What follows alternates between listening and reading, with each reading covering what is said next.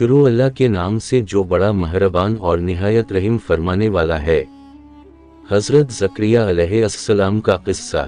حضرت زکریہ علیہ السلام کو قوم بنی اسرائیل اور پیغمبروں میں برگزیدہ بنا کر بھیجا گیا۔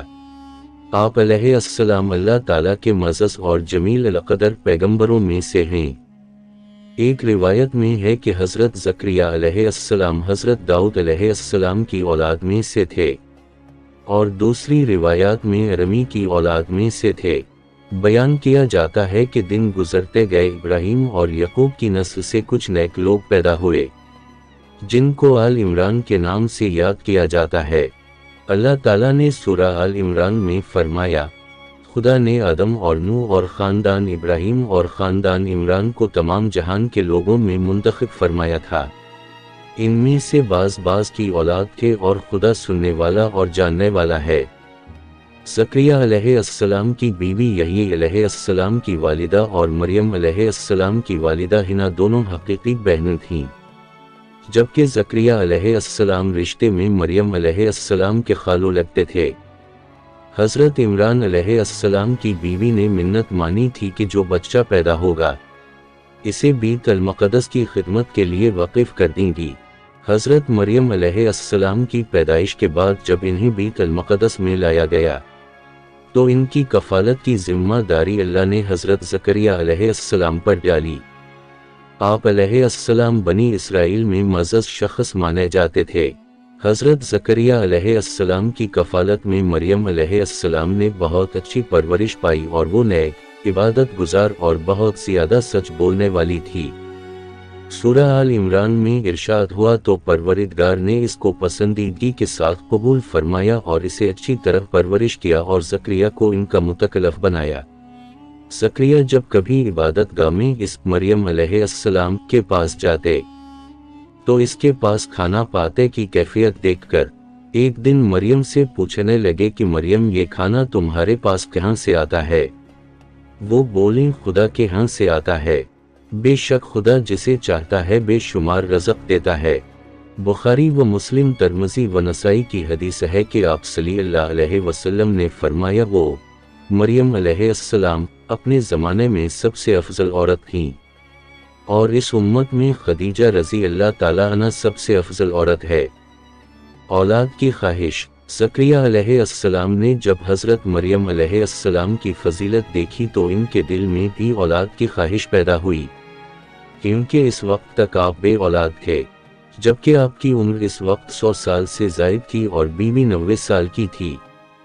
اولاد کی شدید تمنا کے باعث انہوں نے اللہ سے مدد مانگی، جس کا ذکر یوں آتا ہے، ترجمہ: یہ تمہارے پروردگار کی مہربانی کا بیان ہے جو اس نے اپنے بندے زکریہ پر کی، جو میری اور اولاد یعقوب کی میراث کا مالک ہو، اور اے میرے پروردگار اس کو خوش اتوار بناؤ۔ زکریہ علیہ السلام اپنے دور میں اکیلے ہی نبی تھے۔ ان کے دور میں اصحاب و رشتہ دار میں کوئی قابل آدمی نہ تھا، تو ہم نے ان کی پکار سن لی اور ان کو یہی بخشے اور ان کی بیوی کو ان کے حسن معاشرت کے قابل بنا دیا۔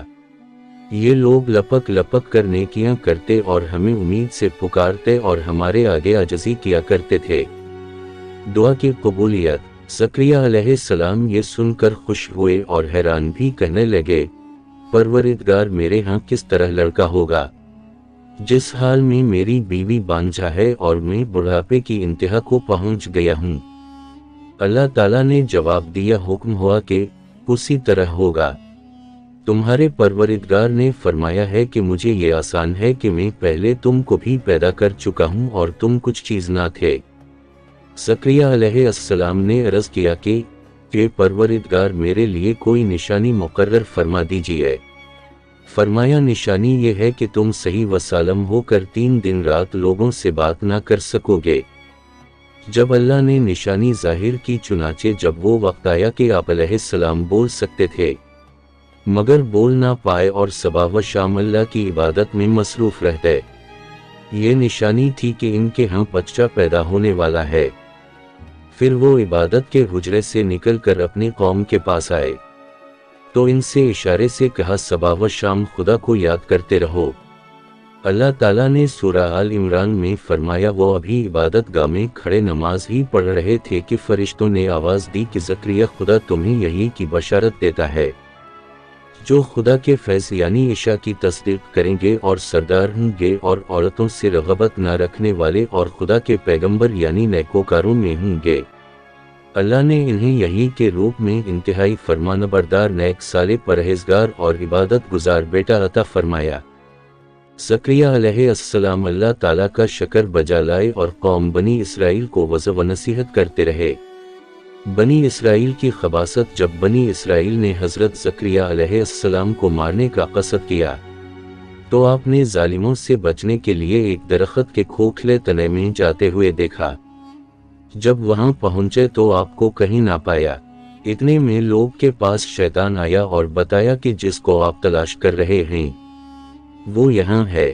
اس کے بعد آپ کو شہید کر دیا گیا۔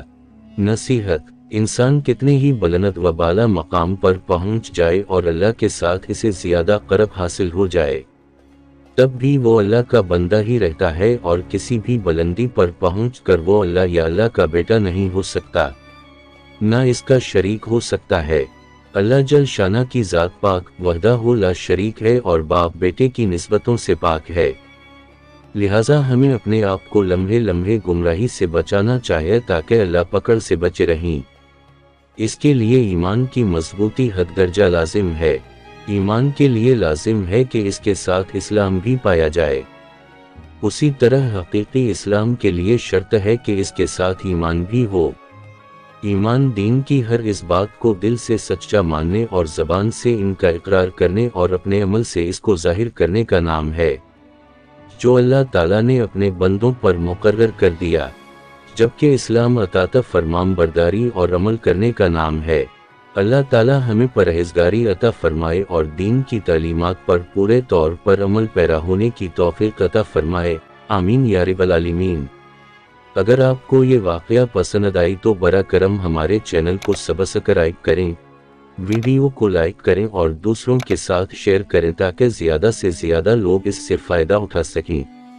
اگلی ویڈیو تک اللہ حافظ۔